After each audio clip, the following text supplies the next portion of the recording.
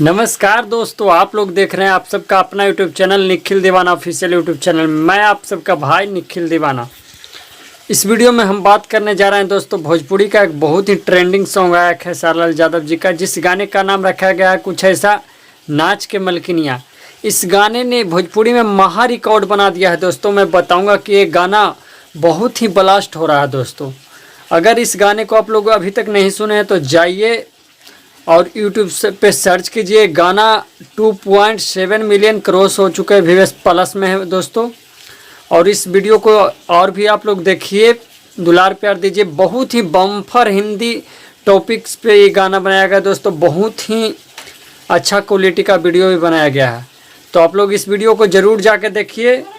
और साथ में सारे गामा हम भोजपुरी यूट्यूब चैनल पे ये गाना को रिलीज कर दिया गया है। आप लोग जाइए और इस वीडियो को पूरा देखिए और साथ में चैनल को सब्सक्राइब कर लीजिएगा मेरा।